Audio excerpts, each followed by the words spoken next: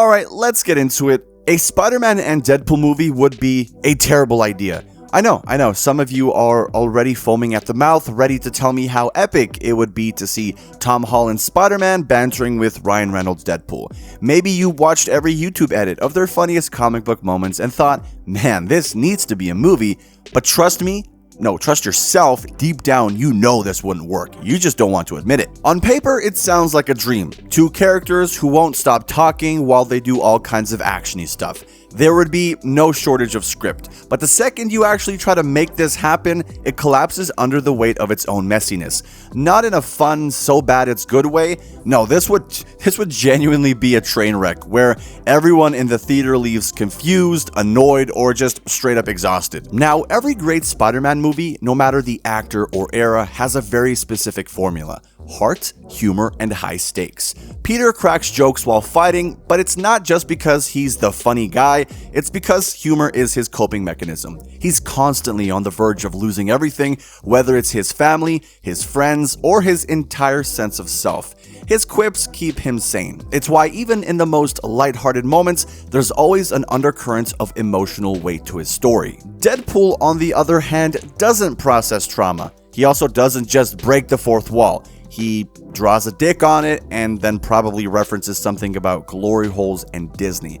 His entire personality thrives on being meta, crude, and hyper-violent, with a level of self-awareness that would make even Inception feel pretty straightforward. Then you throw these two into the same movie, and what do you get? Whiplash, and not the fun kind either. One second you're deep in a heartbreaking scene where Peter is struggling with the burden of responsibility, questioning whether he can keep going. The music swells, the camera zooms in on his face, and then, bam! Deadpool swings in wearing a stupid hat and delivers a monologue about, I don't know, how Sony has rebooted Spider-Man more times than he shit out tacos. Which, sure, might be funny, but it completely wrecks the emotional moment. Spider-Man movies need you to invest in Peter's journey. They need you to feel the weight of his choices. Deadpool's entire point is that he doesn't care about any of that. He actively pulls you out of the story by making you hyper aware that it's a movie. That's part of his charm. But it's also why his solo films work, because the whole world around him is built to accommodate that humor. In a Spider-Man movie, Deadpool would be like that one friend who refuses to let you have a serious conversation because they need to make a joke about something every 5 seconds. It's fun in short bursts, but for 2 hours, no. And also, let's be real, Disney is never letting Spider-Man be in an R-rated movie. Not a chance. The guy is the family-friendly superhero. Well, actually, in terms of the public opinion, if you've read the comics, and I mean just generally some other media besides the movies, you know that he can get pretty dark, especially Kraven's Last Hunt. I would love to see that on screen, but I know that's never happening. Deadpool, on the other hand, has one job, and that is to be R-rated. The whole controversy about him going to Disney is that, would they let him be himself?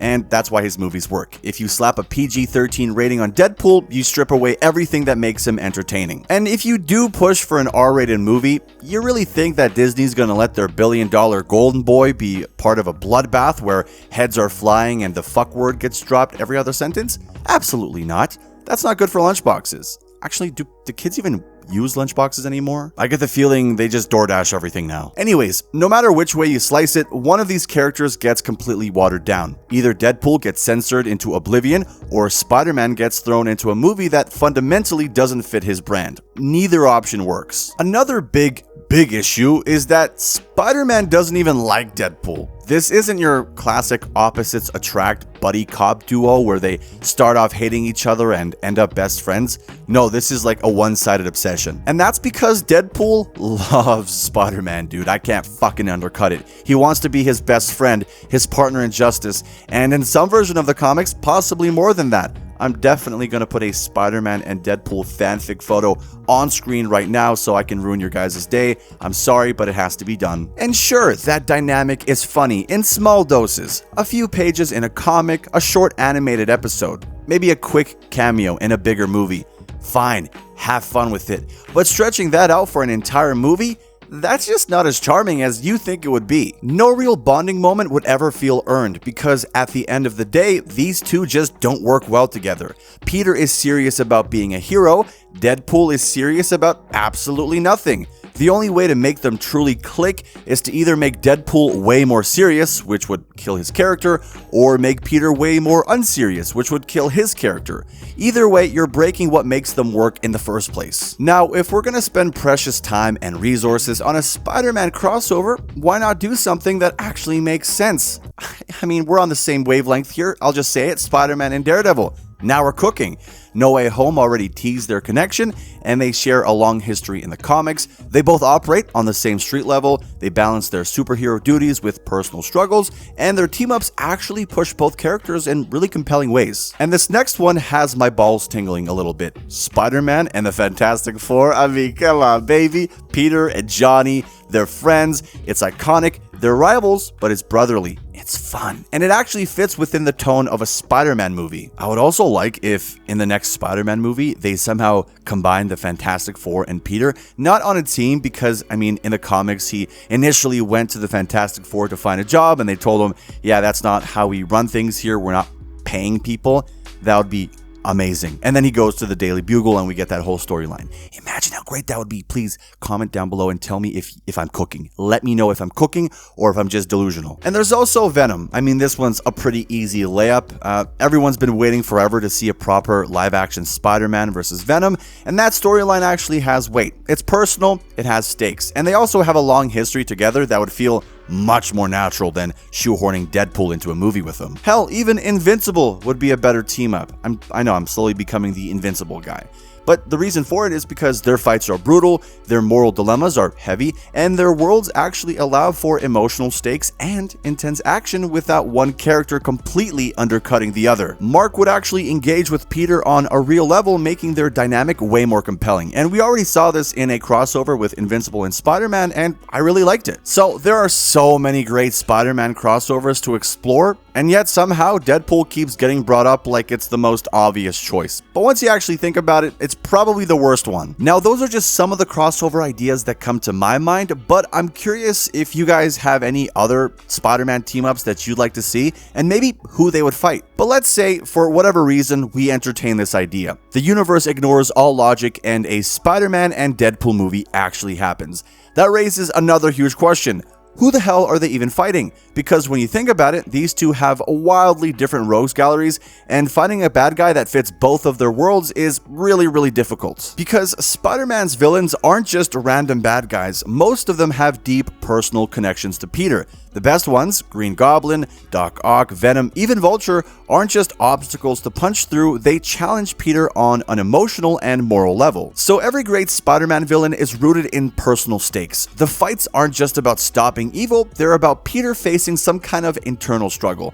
Now, ask yourself, would Deadpool care about any of that? No. He would probably make a joke about how many old guys have tried to kill Peter and then say he has some kind of daddy issues. As for Deadpool, he fights guys that are either ridiculously overpowered like Cable or Juggernaut, or completely disposable. His conflicts aren't personal, they're just playgrounds for creative, ultra-violent fight scenes. Half the time, the people Deadpool fights don't even feel like real threats because Deadpool himself doesn't take them seriously. He's either regenerating from their attacks or killing them in such a fucked up way that you can't even pretend they were a challenge. In a nutshell, his world is a parody of superhero action sequences. Spider-Man's world is about meaningful action sequences. So if you're making a movie that's supposed to work for both of them, what kind of villain could you possibly fit?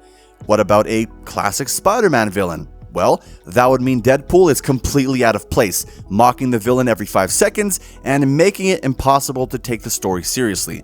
Imagine Deadpool dropping in mid-fight against Green Goblin and going, "Chicken! How do you like chicken?"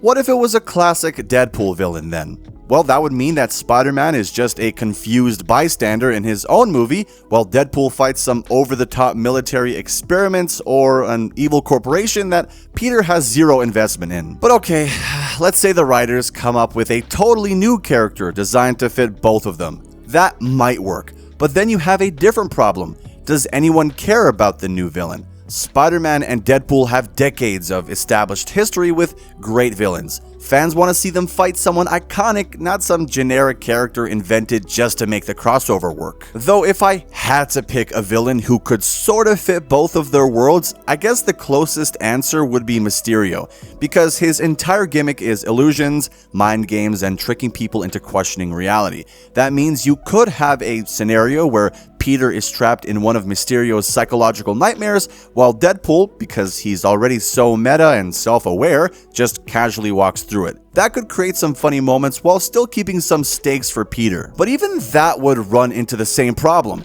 Deadpool would instantly ruin the tension.